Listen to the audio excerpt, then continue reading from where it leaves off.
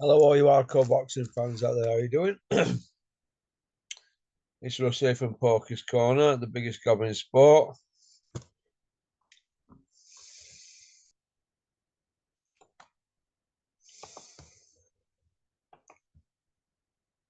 We say the things on here that nobody dares say. Tonight I'm joined by Andy from Ah, from Perth, who's not from Aberdeen, who does there you are. a bit of motor mechanics in his spare time, should we say? I do. When I have to. You what, mate? Just when I have to. Are you doing all right? Yeah. Yeah, just switching that heater off in case it makes a noise. It's cold up there. Cold up there tonight, aye. You could we came down the road tonight and you get a good view of the northern lights tonight. It's I'll send you a picture, you'll see. Yeah, I've just seen a picture. We've got it down this end. Have you? Ah, it's quite Yeah. stunning tonight. It's Pinky like a pinky red. yeah, green and pink and all different colours. It's quite spectacular. There's a couple of pictures coming down the road. Yeah. How you doing? I'm all right, man. Great. I've got stuck into there. I've got channels really obviously picked up a bit now, and the it's there's loads wanting to come on, and they are coming on. There's a few backing appointments, but they're not. They're not. With 10 minutes to go, they give me a story. I'm a bit It's say disappointing bad. that. I wouldn't say bad tempered, but I don't. I've seen it all before, and after 7 years. So I just say no problem, but I just it's harsh, but I just say all right then. Not that old chestnut, and that's it. I'll drop him like a stone because I ain't got time have I? Yeah, I'm spinning 10 plates. Well, I'm maybe five now, but I'm yeah, at a stage of my life where I haven't got time for people's. I don't want to hear people's excuses about why they're getting at the big amount coming on, and then their arseholes flapping like that. squeak, squeak. Plenty to say in comment section. So you know what I say, don't you? If you feel that strongly, why don't you come on? And 99% say F off. 1% say, yeah, I'll come on. Oh, well, you know. But anyway, that's by the Too by. many, too many, too many keyboard warriors. Huh? Keyboard warriors. Do you know what I mean? Keyboard warriors. On pretend accounts. Aye, Oh, it is what it is. Too busy for that now, and channels we're doing good numbers now for what I can control my son Andy. Because you know what, Jesus, if it were any more, I'd be struggling to deal with all these comments. yeah. As the camera, just scrub the lot or block them. I'd do a Paul Smith block everybody, even his local butcher. Hey, man, could you imagine Paul Smith, who we're talking about a light heavyweight, another run at it, a few years ago at light heavyweight? Imagine Paul Smith getting in there with better beef.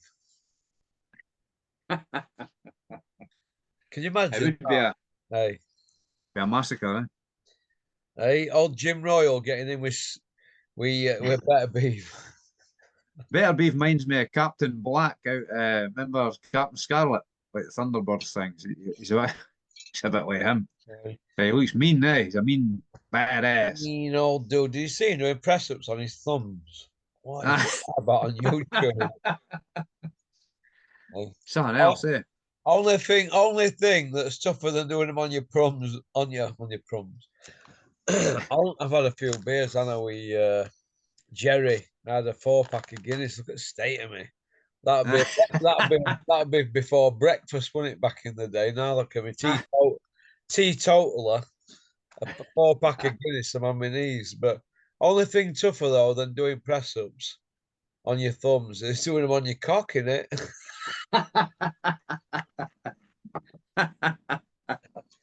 I remember I used to be quite good at press ups years ago, not on my cock, but I used to be able to do one-arm ones and that. Oh, when I was younger, but I could do them in Nick. That's all you could do. One arm press ups and one arm and left-handed whatever's. Because you know, if you do it left-handed and shut your eyes in jail, it's like somebody else is doing it. read the Playboy one-handed. Yeah. So just to let everybody know that Poker's International YouTube is our sister channel, and also from the 1st of November to the 30th, anybody that comes on here on a Zoom, if you do most numbers in November, you get 100 quid. Courtesy of my pal Gary, that's out in his back pocket. Also, Peter De Freitas, who is the favourite to win it, has already said to me this morning, Porky, if I win it, you must give it to the guy who's second place. Because people are going to listen to Peter because he was Nigel Benn's manager and he's got loads of respect in boxing. He's not a taker. Do you know what I mean? Yeah. Got loads of respect, and he's not things back over years because he likes to do things that's right. You know? He's a proper guy, yeah. He's a proper stand-up, straight-talking guy. That's the kind of people I like. Yeah, I'm sure you'd like yourself. He's popular, and I get a lot of traffic when he comes on, and a lot of emails and this and that. And you know, he's still got loads of respect in boxing as well, even though he more or less walked away from it all. You know what I mean? Yeah. He's still got loads and loads of respect. He's got a lot of integrity. Hey, listen, you heard what was said on channel, and this is true because somebody else has verified it.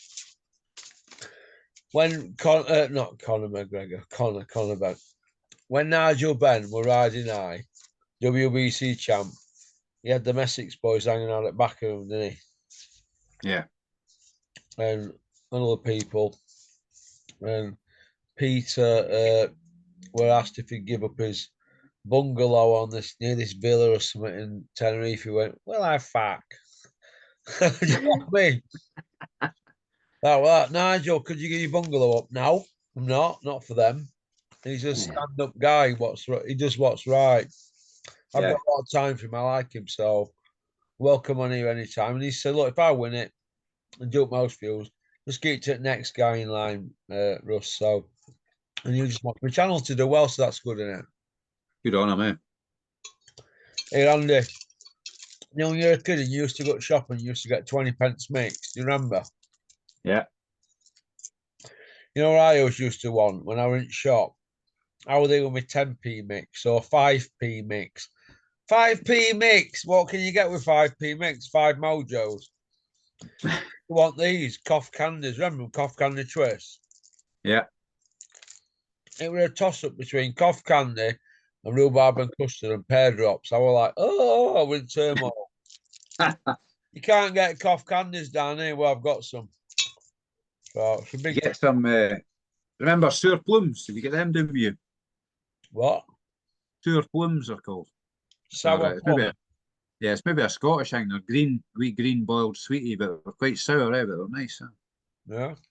Sour plums, that's what we used to call them. Huh? I used to like jawbreakers. You used to get them in your mouth and you used to go, oh, and you know, after about 20 minutes, you're like, we jaw. remember? They turned into chewing gum, didn't they, after about an hour? You got a chewy sweetie called a splicer. Remember that? It was a big chewy bar with all multicolours. Is that a Scottish one as well? I don't know. I have no idea. I haven't seen one for years, but I was about 8-year-old and my auntie was up visiting once, and she wanted a bottle of lemonade to go her gin. So she sent me up to the wee shop up the road, gave me a £1 note, and says buy yourself a sweetie with the change. She said, I'm only 8-year-old there, so I still remember standing in the shop. How much have I got left? I'll have some of them and some of them. I could spend the whole lot. Must have spent 85p on sweeties, you know, because a bottle of lemonade would be about 15p. And I came back to the house with, and she says, "Where's my change? I've got a carrier bag for the sweeties." She says, "Where's my change?" And I just went, and I thought, well, go to the fucking shop yourself. 85 pence on sweets for a lot of money, wasn't it, back in the day? That was a carrier bag. Maybe no full, but there's a lot of stuff in it. It was a Mars bar, and it was like refreshers. There's loads of mojos, and I kept getting more mojos. How much have I got left? Fruit salads, blackjacks, all the things. Fruit salads and mojos were for poor kids like us, though, weren't they? All spoilt brats had big Yorkie bars, didn't they? Oh, aye. On the They were bar. massive back then, eh? Yeah. Okay. Well, we'll not go too far on the chocolates and sweets back in there. Otherwise, we'll end up sounding like Eddie Hills and Coogan when they're going about crisps. Salt and vinegar chipsticks are my favourite at the moment. Right.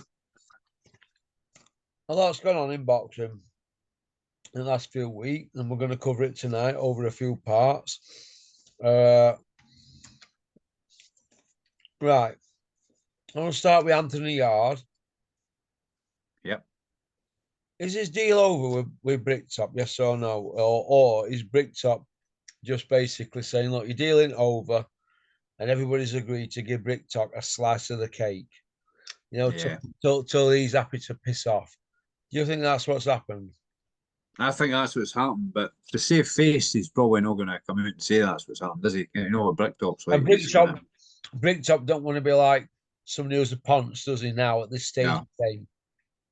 no. Whereas when Robin Reed were fighting Frotch at the weigh-in, he nearly the fight nearly didn't happen at the weigh-in because Bricktop was saying he had a one fight deal left with Robin Reed, who'd been inactive quite a while. And Robin were like, no, he ain't got a fight left with me, but he did have, and Mick Hennessy had to give so much of Robin Reed's purse to Bricktop. Robin Morris didn't get a say on it. Morris didn't get a say in it. I like Mick Hennessy a lot, but I think at the time he shit his pants. I just wanted the fight on because it were a British title and a WBC eliminator. And I was disappointed with Mick at the time, but there's a lot of things probably went on then that I didn't know about. So I'm not going to slag the man, but I know Robin would never say it at the time, but Yeah. Top had already had a lot of mileage out of Robin at the time, and they parted company a good few years before. So, and then they could just turn up, bowl up just like that and take. I don't agree. Nah, it's wrong, innit? I can go on and on and on and on, but you know what? They've shown that I know what they are. It's not going to be going on about it because Yeah. I'm just like a fucking herb on repeat. I'm sick of it. I've even done my own head in with it. So it is what it is. But I hope Anthony Yarde can get earning again. He's had a tough time. Deaths in his family because of COVID. Obviously, we're a bit of a tearaway as a kid. And it could have been a sprinter, you know. Turn his life around, and I'm Team Anthony Yarde. I'm not a fan of his trainer, manager. I think he's a mouthy CUNT, but he's obviously got a close bond with him and he stood by him, hasn't he? So good luck to him. I'll dream it, believe it, become it. But I don't agree with the path that Yards took, Andy. Fighting deadbeats, or killers. There's no middle ground, will there? No, it's just one extreme to the other, isn't it? What do you think? Yeah, it's one extreme. I think he's a great addition to the light heavyweight scene because he's quite an exciting fighter. He brings it. He's all action. He's got a bit of power. Eh? There's no fear to get stuck in. So, aye, want to see him back. We don't want to see his career stagnating like Eubank Jr. Or even Tyson Fury's career stagnated at times, isn't it? And that's damaged their skill ability or whatever. They've probably aged prematurely, you know, because of that. Skill wise, skills have maybe say eroded or faded a bit. So how do you think needs to be active? What, Andy? Needs to be active. Yeah. How do you think he'd fare against Willie Hutchinson? That'd be a good fight, yeah. I mean, I like Willie Hutchinson. He gets stuck in. He's not scared. I mean, the second last fight he had was his first time he went the distance, wasn't it? So he was probably in unknown territory. So that'd probably be a good 50-50 fight, yeah. Do you think that if Willie Hutchinson had been fit and not as fleshy in that last fight, he could have put up a better performance against Buatsi? Yeah, if he's maybe needing to do some like strength training or something like that. Eh? I'm no expert, but just for the outside looking in, he's maybe needing to sort of, well, no, can only bulk up a certain amount to maintain the weight, can't he? But more toned maybe, and he might have been a bit stronger and a bit sharper. But you've got to be a fairly fit guy to do 12 rounds in boxing, So, but he maybe could have been a wee bit fitter, yeah. But I think maybe more stronger. He's maybe getting out muscled a wee bit, wasn't he? By Boatsi. So maybe some Fleshy, strength didn't needs to work. Yeah. But then some folk do, don't they? It's not everybody's. Some folk could train and train and train, and they've not got like body beautiful sort of thing. But it can still be strong, yeah. Larry Holmes didn't have the body beautiful, but he dominated for 7.5 years, didn't he? It must have been fairly strong, Holmes away. Must have been. Oh, I think a lot of it's to do with core strength, isn't it? You hear people saying that core strength's key for lots of things, isn't it? I've seen many a kid with a six pack get iced in a pub. Mm. It means shit. Yeah. Look at Michael Grant, the heavyweight American. He's like an Adonis, wasn't he? But Like he got fit. Joshua, look what Lennox Lewis did to him. Yeah. Served him And up. I think, I mean, Joshua's got a body like that, hasn't he? But he doesn't like body punches. You would think somebody like that would be solid about the body, but he doesn't like getting hit about the body because Ruiz went to his body, didn't he? And so did Usyk. Usyk worked his body quite well. Dave Allen used to give Joshua nightmares every now and then, if he turned up in sparring. People can put me out on that. I've been a harsh critic on David Allen for a few years now, but David Allen told me that Joshua hollow when he pushed him up close. And I've heard a couple of things off people in the know there that he held his own odd time against Joshua. So Joshua can always be beat. Now, your elite guys, nobody has them over in the sparring. No. Nobody. No. Joshua's not elite. The only thing about elite about him was his promoter had a big mouth and all the platforms sewn up in his back pocket. I'm not going to repeat these people and give them airtime because they played a massive part in killing British boxing. But there's YouTubers and people in the media that have give Anthony Joshua and his promoter that much kudos, and there's been that much bias shown that it's made them millions and millions of pounds, and it's embarrassed the sport, and it's all home to roost. And now everybody's turning them out there saying, "Well, we shysters," but people in the industry knew it all along.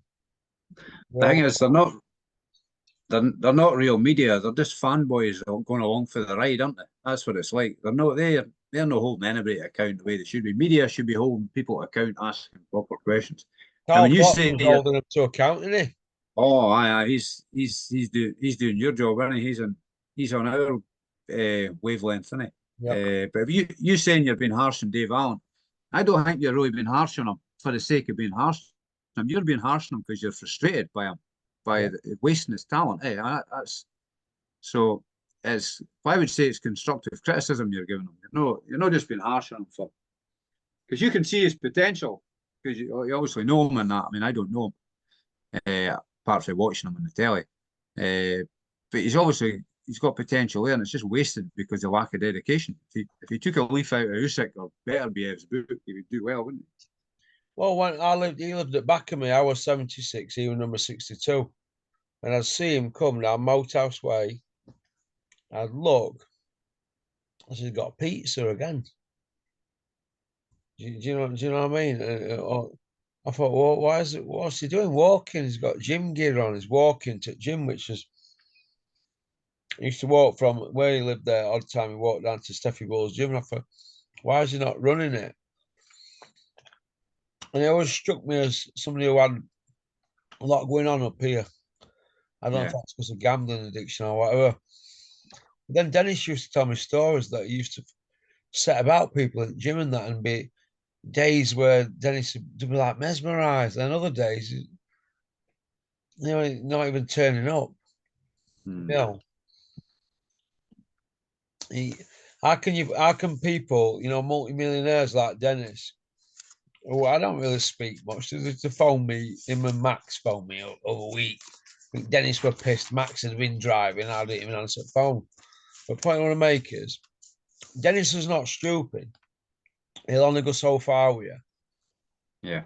Dennis dropped him in the end. Dennis were giving him £1,000 a month, £2.5 a fight, and a slice off at tickets. Couldn't even sell more than 5, 6 tickets. Weren't turning up for training. Doing enough to get wins. He got to 6-0. Then they put him in with an absolute donkey, and he got a draw. And Dennis just went, "That's it. That's it. Yeah. Are you training hard? Yeah, you're not beating Jim. Oh, I'm training at home. Right, get on scales. There you go. Collect your cards. Bye bye." Tough businessman. Yeah. Dennis has had his money back that they put in him, but they put into him because they got it Fraser Clark fight, didn't they, after a few fights. Yeah. So the parted ways now. He's gone running off with them, lot, hasn't he? Bricktop and Eddie and that turkey. Dennis won't be bothered, but he would have known what we're going to go on. And anybody could see it. He was just putting his son in shot window. It's 4 absolute dummies. Look who he's beat since Lucas Brown. Go and have a look at some box, right? I don't need to repeat it. So if you're fighting half a dozen guys with losing records, but then getting yourself out on YouTube talking a load of shit we've heard on IFL before, Boxing Social, and anybody who'll listen, who is sparred and who knocked him about, sounds like Joe Egan, doesn't he? So he's back in mix, isn't he? But what is he back in mix against? Somebody who's the equivalent to him, a gimmick. David's better than a gimmick, but he's turned his son into that gimmick, doesn't he? Yeah. That's it. So he's fighting this gimmick whose dad eats a lot of Chinese. Is that where he's at? As the opponent. So he's going to get no favours off referee, none off judges. He's got to knock him out to win. He'll not knock him out because he doesn't knock anybody out, does he? Who's half decent. So there you go. Used and abused. And it's a shame, isn't it? Yeah. But it should have been on Mick Wales' show, 23rd of November next month. Now he in. So all that, we go way back, this and that, arse kissing and whatever to get on the show and messing the people about. Messer. Where's he going? He's going to cash them in to get on Saudi show, isn't he? But the good side of it, the opposite side of the coin, the flip side, as they say, is this. He's learned from the Frank Warren Dubois offer and then went running back to Eddie Hills and Darren Barker, telling them all that when he didn't even have a deal with Matchroom. And they went, yeah, we'll match that. Barker went, ask Bricktop for this much. Bricktop went, no. That's where we're at. So back to them, telling them the business. They said they match it. Bricktop went, get gone. In wilderness, aren't you? Years then. Yeah. And he couldn't deliver. So he's learned from that. He's learned that being loyal and being an arse licker don't get you anywhere. Yeah. Got to be cunning like a fucking fox, haven't you? And look after number one. So they respect that. So I'm pleased for it. And I hope he punches fuck out that guy. So in effect, he's got another chance. He's been given another chance. So he should be getting himself on tip-top. He's got kids to feed, doesn't he? Yeah. Now, when I was young and still got kids to feed, but when I was in my 20s, I had kids to feed. And I work every hour God sent. Every hour I could, I'd work to put food on the table. He should be thinking about his kids, getting himself in the best shape he can, and go out there and make a statement. And if it comes off, he'll get a bigger payday for the next fight, won't he? So it's a no-brainer. Fisher, they're going to get British title shot, aren't they? Yeah. And if he wins that, he'll get a world title. He'll get a massive fight for a couple of mil. Yeah. So it's up to him. But he could surprise the hell out of that guy for one night, that Fisher. Yeah. But Leopards changed the spots in the 30s. Nah, you can't. You hope that he's screw the nut and do the right thing, but you can't have any faith in him because of past events. You can't believe him. It's like you say when somebody tells you a lie, anything to say after that's not any good, is it? No. So I feel for him in a way, but if you can't beat Johnny Fisher, as far as I'm concerned, it's simple. Go get a fucking job. Mm. Instead of punching hard at sport and showing sport up, because he's had 20 odd chances, hasn't he? Mm. He's his own worst enemy. Yeah. 20 odd chances on trot and not delivering. Nah. That's it. To make mates, I'm here to tell it as it is. He's had ample opportunity. What is it? A charity case? Yeah, it's disappointing. Eh? Where are we going Wasted here? talent. Wasted talent is always a disappointment, isn't it? You think? Massive disappointment. Massive. Because he's got ability. Yeah. You can't keep your fucking size 11s out of the fridge. Get gone. Mm. Right. We spoke enough about him. The show at the weekend before we come at Fury show in December. Better be Bibble. Who have you got? Better beef. Better 12th round stoppage. 12th round stoppage. Yeah. I think so. I think he finds a way to get into everybody in a way. And I think his boxing ability is really underrated. The way he cuts the ring off and that, quite often there's nowhere to hide. Even I know Bivell's got good footwork, but 12 rounds is a long time to stay out the way, isn't it? Massive. Mm-hmm. Okay. What about Ben Whittaker, Liam Cameron? I think that could end up in a draw. And I've just got I don't know. I've just got a few. I know Ben Liam Whittaker. Stop, does he, Liam? No, so I think he gave Wyndon after a hard night, and he's got more experience than Ben Whittaker, isn't he? He's maybe not as polished or whatnot, but he's a seasoned pro, Wyndon Arthur, isn't he? He's been about a while, isn't he? So I've just got a feeling. I'm not saying his ability is overrated, Ben Whittaker, but all the showboating, and I don't think he's as big a puncher as he could be. But maybe he's not sitting down on his punches properly. Maybe you hear stories about guys in the gym who've got power, but they never seem to knock anybody out in the ring. But he might prove me wrong. But Liam Cameron's a tough cookie, isn't he? So I think Ben Whittaker should win it, but I don't think it's going to be. Who was the guy who fought for the Central Area title? He didn't get all his own way with that guy. I can't remember the guy's name, but the guy made him look quite ordinary, I thought. Remember that? It was 2 or 3 fights ago. Sorry? Whittaker. Yeah, I thought he made him look. The guy he fought took him a distance, and I thought he made Whittaker look more ordinary than other folk I've seen him in. Well, so I don't think he's. Well, Don't think he's going to get it all his own way. Ben Whittaker's 27, mate. And the guy he fought last time out was Ezra Arenyaka. No, this is a British guy. There's maybe one before that. I fought a British guy, the one before that, Leon Willins. Leon Williams, that might be it. Yeah. Yeah, Leon Willins, yeah. 8-3. Yeah, I thought he made a Ben Whittaker done him on points. Yeah, that'd be it. He kind of made him. I thought he made him a little bit ordinary. Yeah. In March. Yeah. So I think if he can do that, Liam Cameron can do.